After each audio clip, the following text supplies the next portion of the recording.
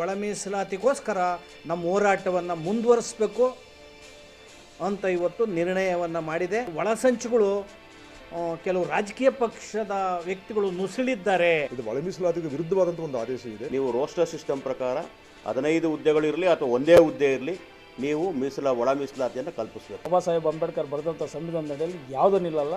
ಯಾಕಂದರೆ ಇದು ಸರ್ವೋಚ್ಚ ನ್ಯಾಯಾಲಯದ 7 ಜನ ನ್ಯಾಯಾಧೀಶರ ಸಮ್ಮುಖದಲ್ಲಿ ನಡೆದಂಥ ಈ ಒಂದು ವಿಚಾರನ ಕಾನೂನಾತ್ಮಕವಾಗಿ ಸುಪ್ರೀಂ ಕೋರ್ಟ್ ಆದೇಶ ಏನು ಹೊರಡಿಸಿದೋ ಆ ಪ್ರಕಾರ ಮಾಡಬೇಕು.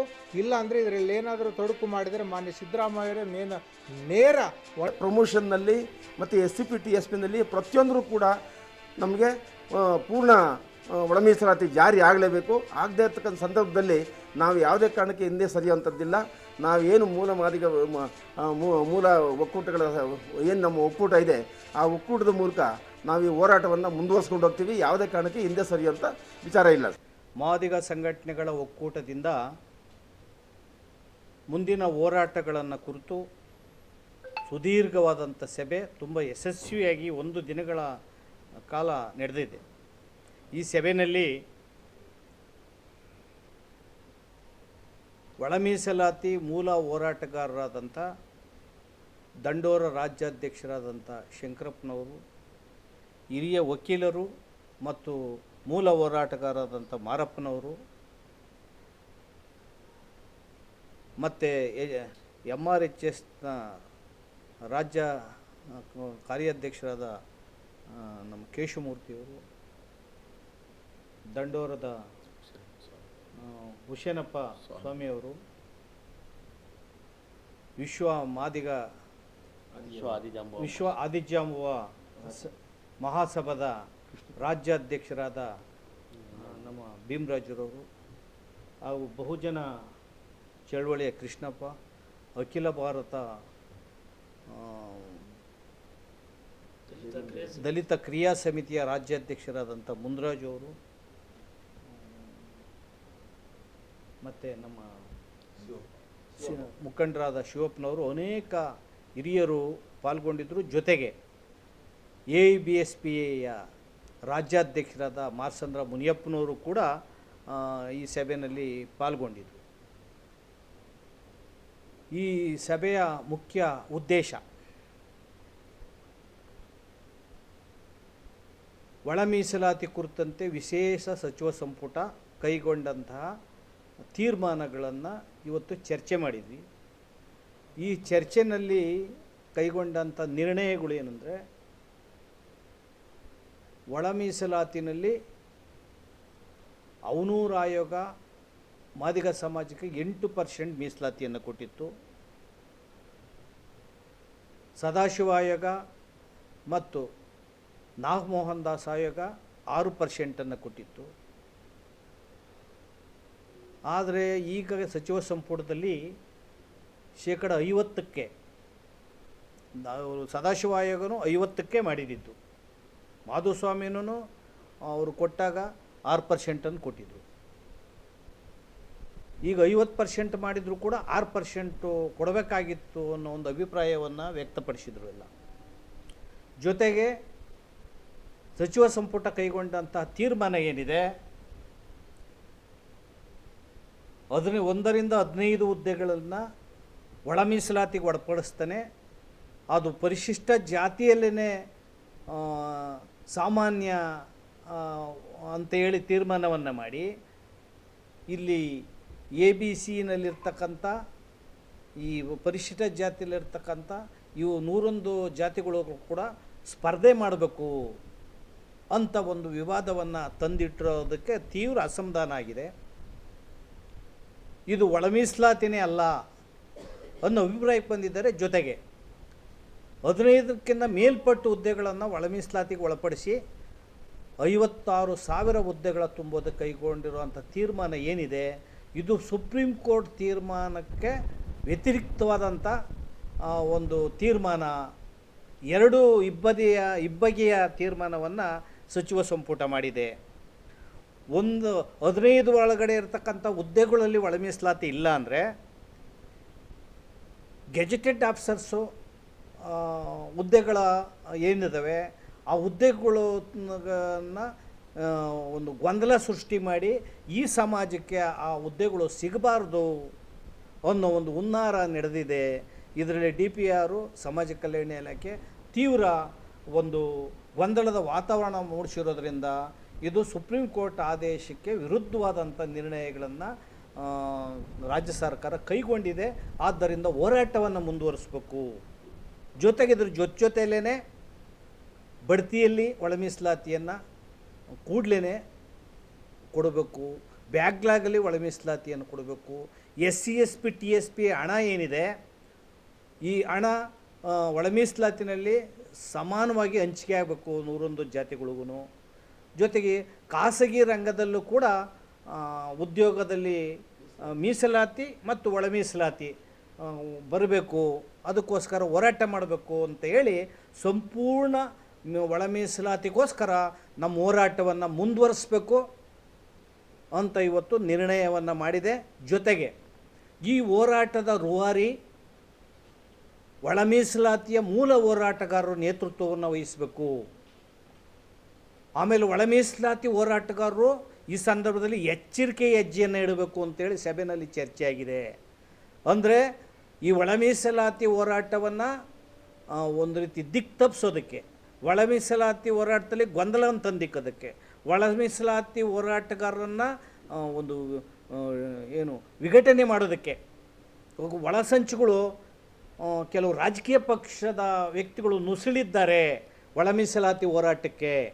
ಈ ಒಳ ಮೀಸಲಾತಿ ಹೋರಾಟಕ್ಕೆ ಕೆಲವು ರಾಜಕೀಯ ವ್ಯಕ್ತಿಗಳು ನುಸುಳಿರೋದ್ರಿಂದ ನೀವು ಒಳ ಮೀಸಲಾತಿ ಹೋರಾಟಗಾರರು ಎಮೋಷ್ನಲ್ಲಾಗಿ ಯಾರು ಕಾರ್ಯಕ್ರಮ ಕರೆದ್ರೂ ಕೂಡ ಭಾಗವಹಿಸೋದಿದೆಯಲ್ಲ, ಅದು ಸರಿಯಲ್ಲ.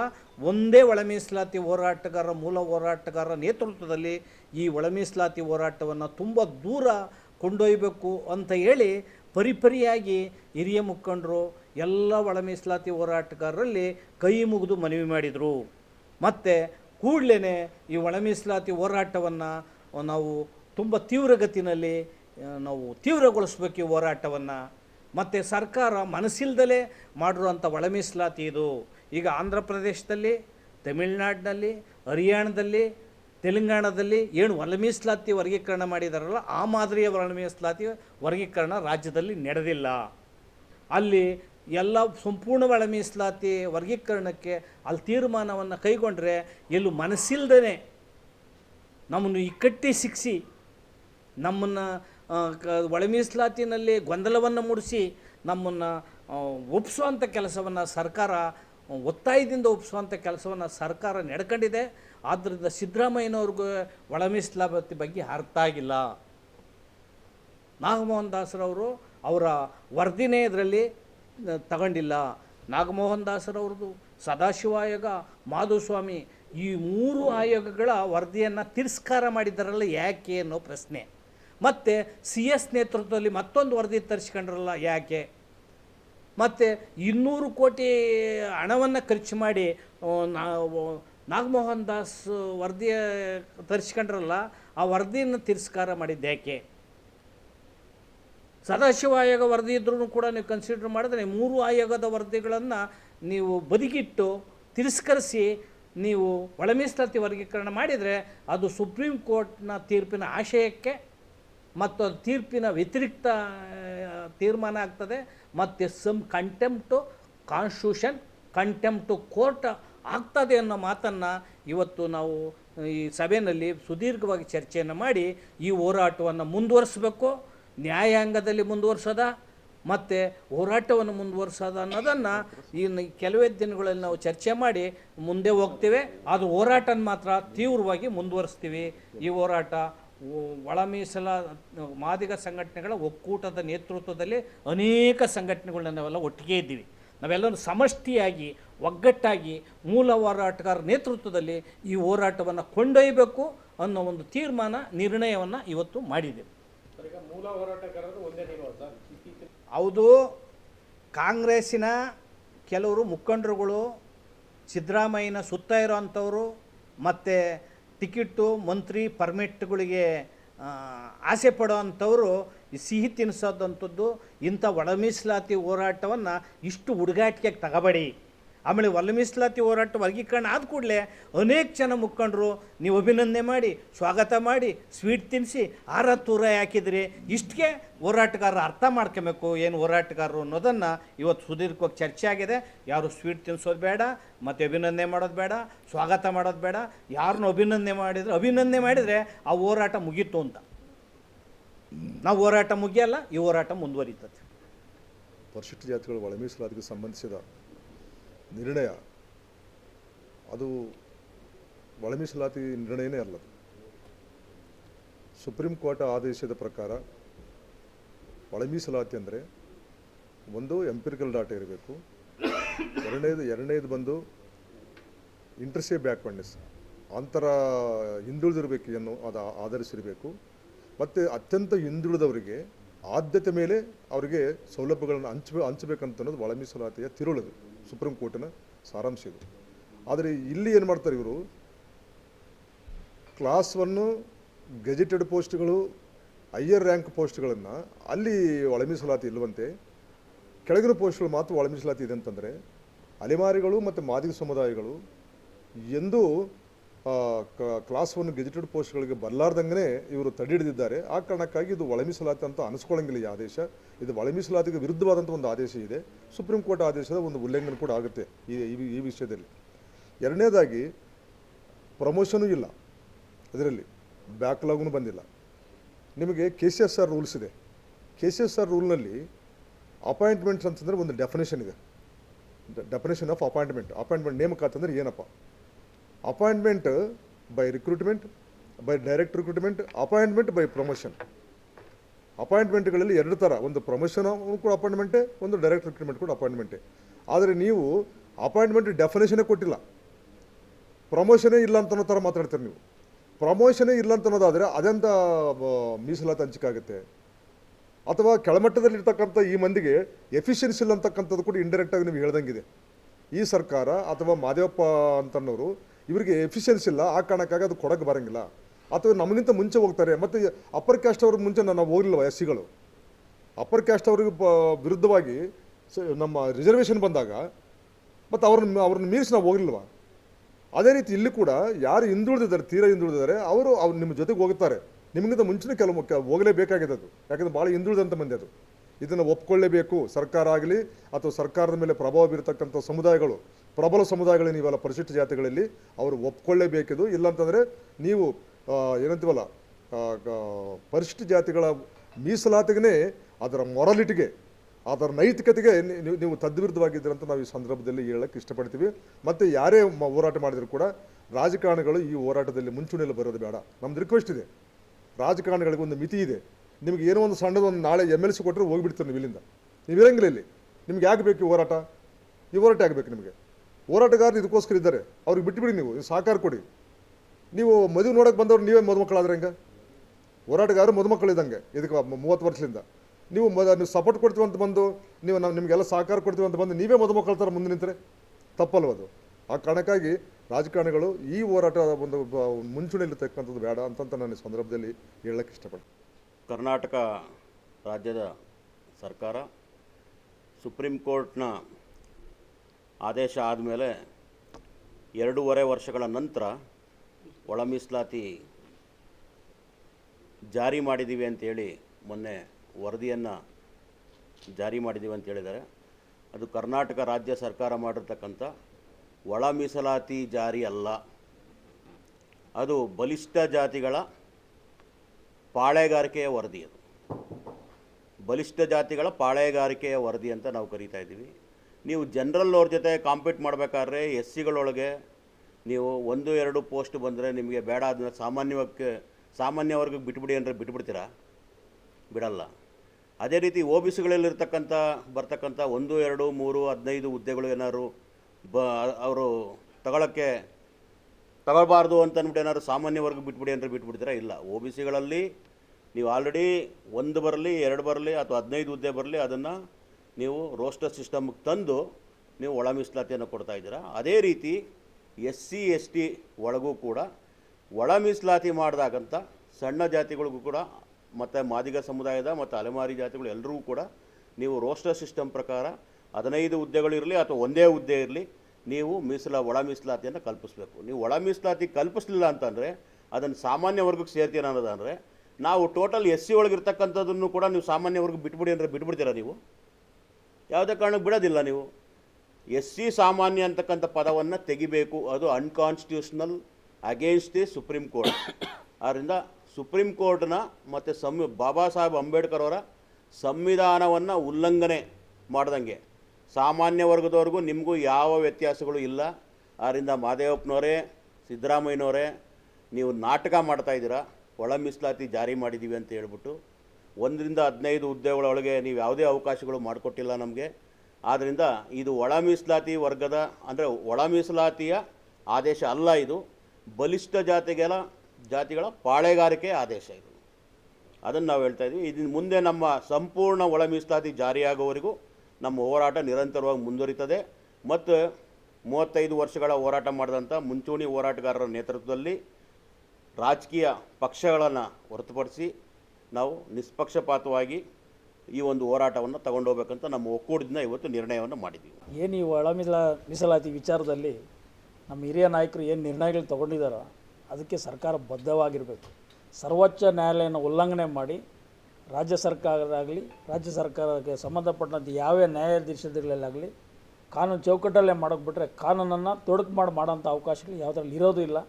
ಅಕಸ್ಮಾತ್ ಏನನ್ನ ಜನರಿಗೇನೋ ಕಣ್ಣೋರ್ಸಿ ನೀವು ಆದೇಶ ಮಾಡಿದ್ದಲ್ಲಿನೂ 1 ದಿನ 2 ದಿನ ನಿಲ್ಬೋದಷ್ಟೇ. ಬಾಬಾ ಸಾಹೇಬ್ ಅಂಬೇಡ್ಕರ್ ಬರೆದಂಥ ಸಂವಿಧಾನದ ಅಡಿಯಲ್ಲಿ ಯಾವುದೂ ನಿಲ್ಲಲ್ಲ.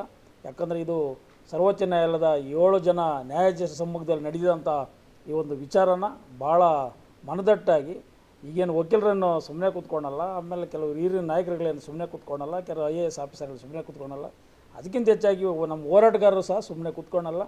ಏನು ಇವತ್ತು ಬೆಳಗ್ಗೆಯಿಂದ ಸಾಯಂಕಾಲವರೆಗೂ ಸುದೀರ್ಘವಾಗಿ ಚರ್ಚೆಗಳನ್ನು ಮಾಡಿದ್ದೆ.